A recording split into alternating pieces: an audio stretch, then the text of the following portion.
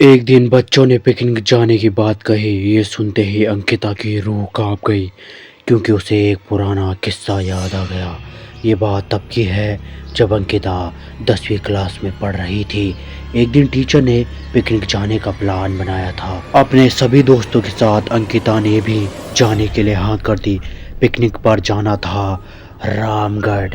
पूरा school picnic जा रहा था, इसलिए करीब 30 बस सभी बच्चों को ले जाने के लिए तैयार थी। अंकिता अपने दोस्तों के साथ सबसे पीछे वाली सीट पर बैठ गई।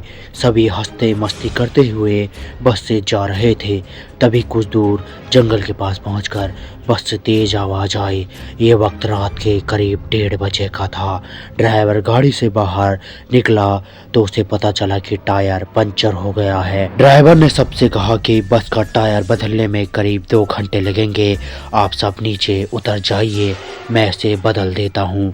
आप लोग पास के ढाबे में जाइए और गर्मा गर्म चाय पी लीजिए और मैं इस टायर को फटाफट बदलने की कोशिश करता हूँ। ड्राइवर की बात सुनकर सभी बस से उतर गए और पैदल चलते हुए पास के ढाबे में पहुँचे। वहाँ एक बूढ़ा व्यक्ति चाय बना रहा था।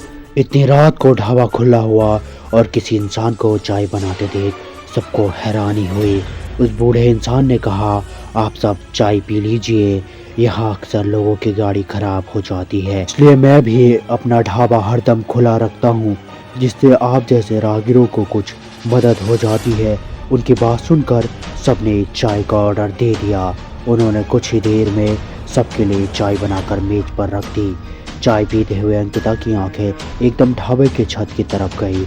वहाँ अंकिता ने एक औरत को सफेद रंग की साड़ी में खुले बाल लहराते हुए देखा। कुछ देर बाद वो जोर जोर से हंसने लगी। भले ही हंसने की आवाज किसी को सुनाई नहीं दे रही थी, लेकिन अंकिता ने उसे मुंह खोलकर हंसते हुए देखा था। सब देखकर अंकिता ने डर के मारे आंखें नीचे झुका ली।